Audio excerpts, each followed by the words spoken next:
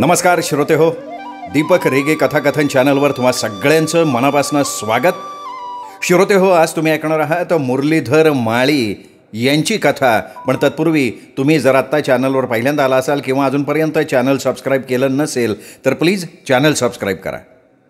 चला श्रोते हो, ऐकूयात मुरलीधर माळी लिखित गाय आणि माय. वैशाखातली दुपार टळू लागली होती. यशोदाला अचानक गोठ्यातनं गायीच्या हंबरण्याचा आवाज आला. गोठ्यातली सारी जनावरं चरण्यासाठी गेली होती.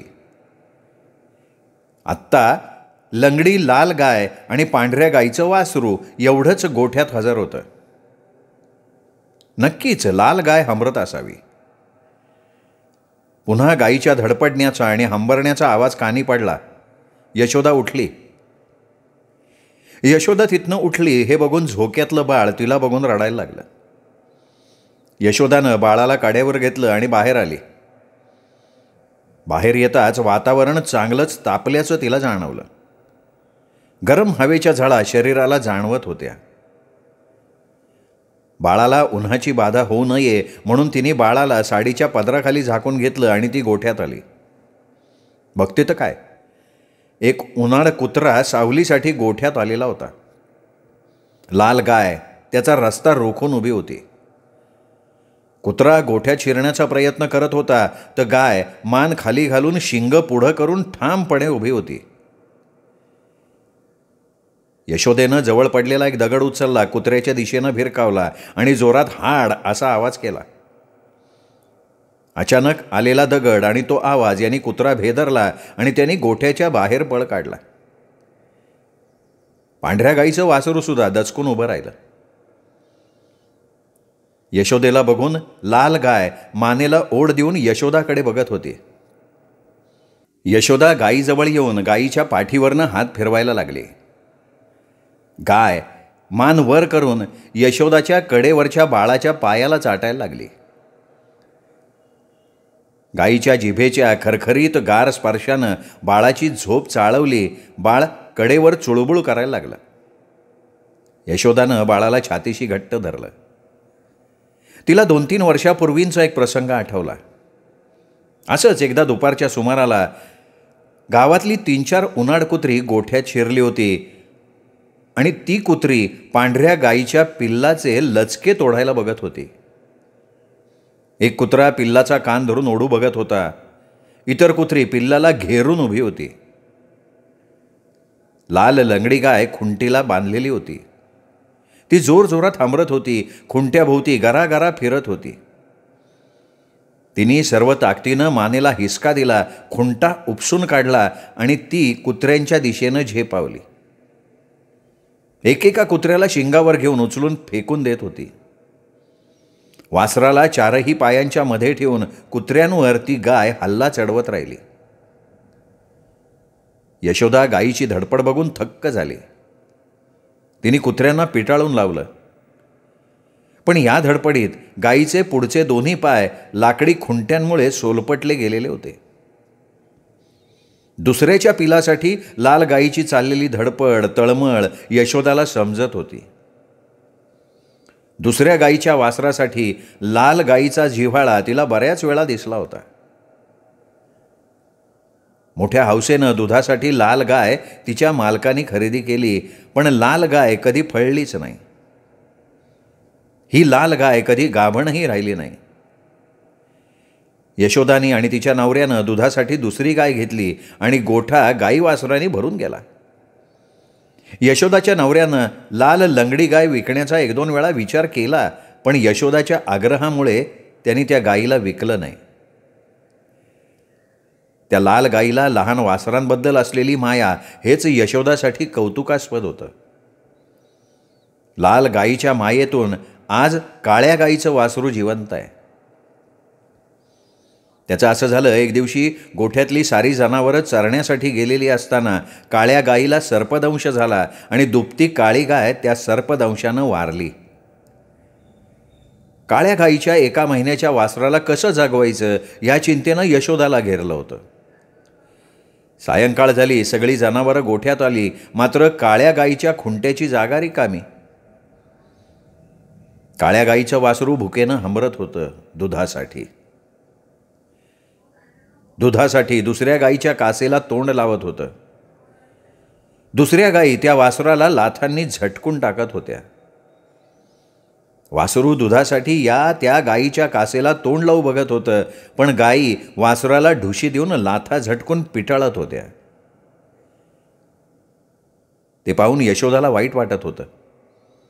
शेवटी ते वासरू लाल लंगड्या गाईकडे आलं. ते वासरू जवळ येताच लाल गाय त्याला चाटायला लागली. वासरू तिच्या कासेला तोंड लावायला लागलं. वासरू लाल गाईच्या कासेला ढुशा मारून चोखायला लागलं. त्या स्पर्शानं लाल गाय सुखावत होती. गाईनं शेण टाकलं, मूत्र टाकलं. लाल गाय स्तब्ध उभी होती.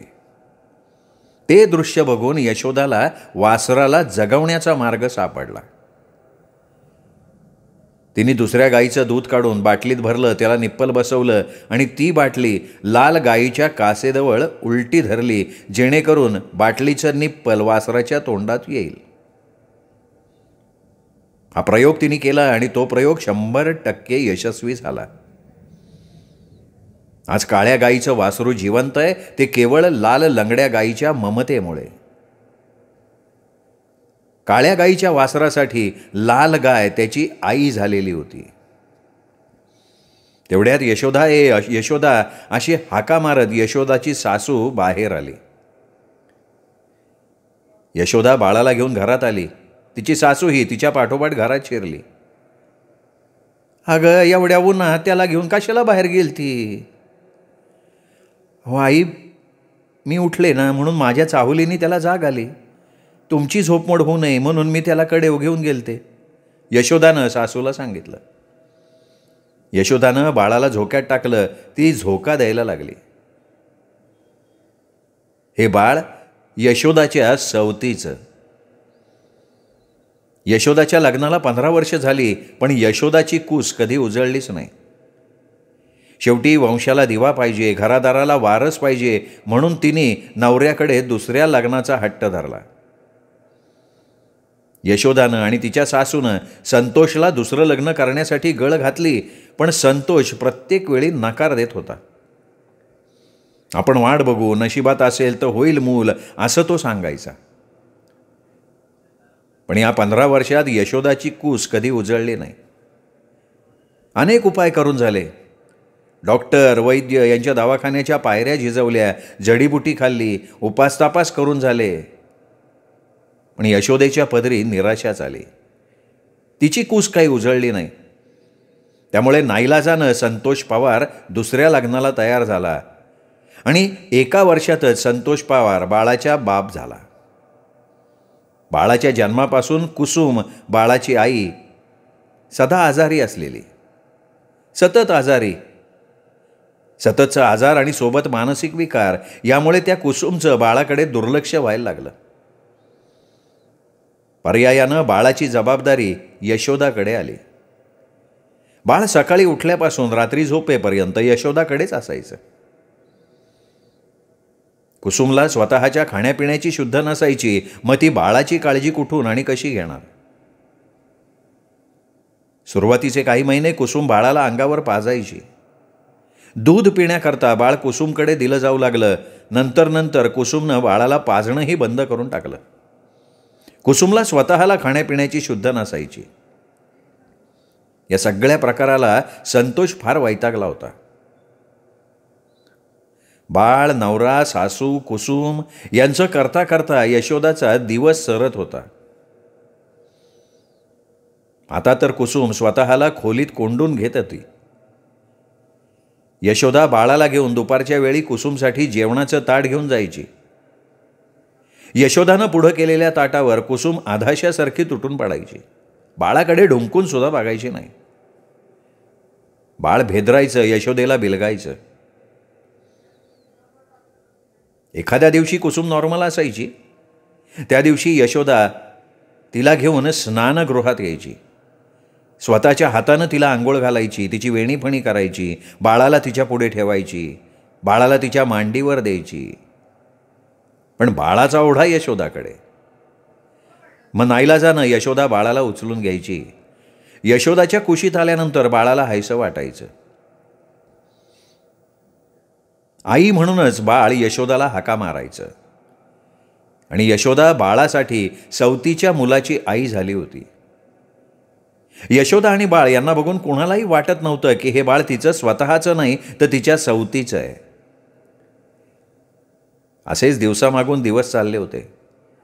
मध्यंतरीच्या काळात कुसुमची आई कुसुमला भेटायला आली होती. कुसुमची झालेली दैनावस्था बघून तिचा जीव तुटत होता. बाळाची यशोदा घेत असलेली काळजी ती निमूटपणे बघत होती. जेव्हा जेव्हा बाळ यशोदाला आई म्हणून हाक मारी आणि यशोदा बाळासाठी आई होऊन जाई ते तिला खटकायला लागलं. या पवार घराण्याला आपल्या मुलीमुळे वंशाचा दिवा मिळाला. आपल्या मुलीमुळे पवार घराण्याला वारस लाभला आणि असं असताना सुद्धा आपल्या मुलीच्या नशिबी आलेले भोग बघून तिचा जीव तुटायला लागला. यशोदाशिवाय या घरातलं पानही हलत नाही हे तिला समजून चुकलं. यशोदाचा वाढता प्रभाव आणि आपल्या मुलीची दैनावस्था यावरती विचार करायला लागली. यशोदेच्या कड्यावरच्या बाळाला ती कुसुमच्या खोलीत घेऊन जायची. तिथेच असायची कुसुम जवळ. बाळाला ती तिथेच खेळवायची. यशोदेच्या लक्षात हा सगळा प्रकार येत होता. आपल्यापासून बाळाला कुसुमची आई दूर का ठेवू बघतीये हे ती समजून चुकली होती. पण त्या प्रकारामुळे बाळाच्या मनाचा कोंडमारा व्हायला लागला. यशोदा नजरेला पडताच तो आई म्हणून यशोदेकडे ओढ घ्यायचा आणि बाळाशिवाय यशोदेला सुद्धा भकास वाटायला लागलं. तिला बाळाशिवाय करमेनासं झालं. कुसुमच्या आईच्या त्या विचित्र वागण्यामुळे ती दुःखी राहू लागली. आता तर यशोदेच्या कडेवर बाळ दिसलं की कुसुम पिसाळायची. बाळाला जवळजवळ तिच्याकडनं हिसकावून घ्यायची.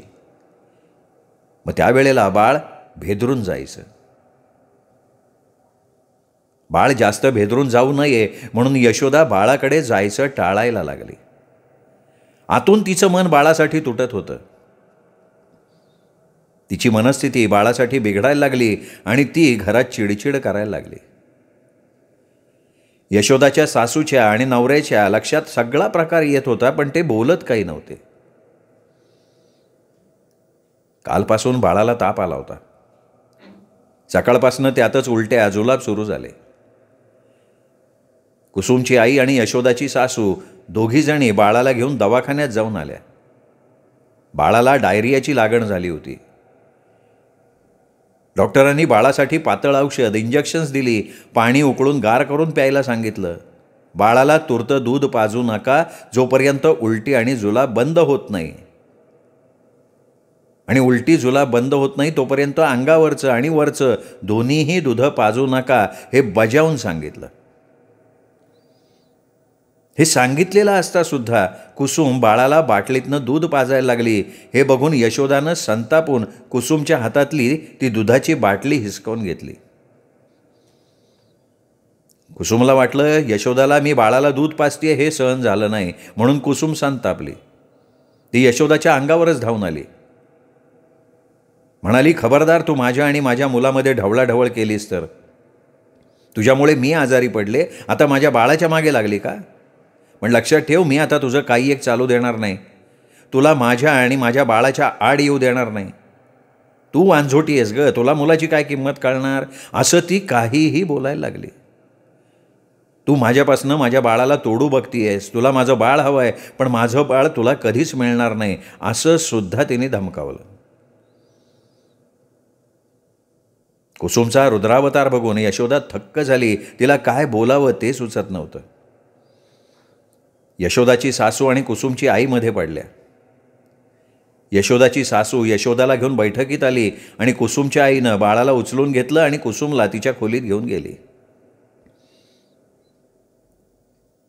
यशोदा, ए यशोदा असं ओरडत शेजारची काकू यशोदाला हाका मारायला लागली. यशोदानं स्वतःला सावरलं. डोळ्यात आणलेलं पाणी पुसलं. चेहरा नॉर्मल ठेवायचा प्रयत्न केला. डोक्यावर पदर घेत ती बाहेर आली. अगं यशोदे, तुमच्या लाल लांगड्या गायला आवर की खुशाल आमच्या गोठ्यात येते. अगं लहान वासरं आहेत, एखाद्याला पायदळी तुडवायची ती. यशोदा आणि काकू शेजारच्या गोठ्यात आले. बघतात तर लाल गाय काही दिवसांपूर्वी जन्मलेल्या वासराजवळ जाऊन उभी होती, वासराला चाटत होती. बघे यशोदे, या गाईचा त्रास आता वारंवार व्हायला लागलाय. कधी बी आमच्या गोठ्यात येऊन जाते, वासराजवळ जाऊन उभी राहते. या भाकड गाईला तुम्ही ठेवताच कशाला? काढून का नाही टाकत बाया तुम्ही तिला? आमचाही त्रास वाचल ना. असं काहीही बोलू लागले. यशोदा निमूटपणे लाल लांगड्या गाईला घेऊन गोठ्यात आली आणि तिच्या संयमाचा बांध तुटला. हातात काठी घेऊन ती लाल गाईला रट्टे द्यायला लागली. ती लाल लंगडी गाय मुकाट्यानं तिच्या हातचा मार खात अंग चोरून उभी होती. यशोदा म्हणाली, खबरदार खबरदार, यापुढं दुसऱ्याच्या गोठ्यात गेलीस तर कशाला दुसऱ्याच्या वासरांना लाळा लावती ग? बंद कर हे दुसऱ्याच्या वासराला जीव लावणं. यशोदा संतापात काही नाही ते बोलायला लागली. एका हातानं गाईला रट्टे घालतच होती आणि बोलता बोलता अचानक यशोदाला रडू कोसळलं. हातातली काठी दूर भिरकावून ती गाईच्या गळ्यात पडून रडायला लागली. बडबडायला लागली, अगं बंद कर हे जीव लावणं, बंद कर. अगं भाकड गाय आणि संतान माय, इतरांना आपलं मन कधीच कळणार नाही गे बाय. जी जन्माला घालती ना तिच्या लेखी, आपल्याला दुसऱ्याच्या बाळाला जीव लावायचा अधिकारच नाही ग, नाही. असं म्हणत यशोदा धपकन खाली पडली. तिच्या डोळ्यातनं अश्रूंच्या धारा वाहत होत्या. तर ती लाल लंगडी गाय जिभेनं तिचे अश्रू पुसत होती. जणू काही ती लंगडी गाय यशोदाचं सांत्वनच करत होती. श्रोते हो, ही होती मुरलीधर माळी यांची कथा. गाय आणि माय कथा आवडली असेल लाईक करा, कमेंट करा, मित्रपरिवारात नातेवाईकात शेअर करा आणि हो, चॅनल सबस्क्राईब करायचं राहिलं असेल तर चॅनल मात्र सबस्क्राईब करा. चला श्रोते हो, पुन्हा भेटूयात अशाच उत्तम कथेसह पुन्हा. तोपर्यंत नमस्कार मित्रो.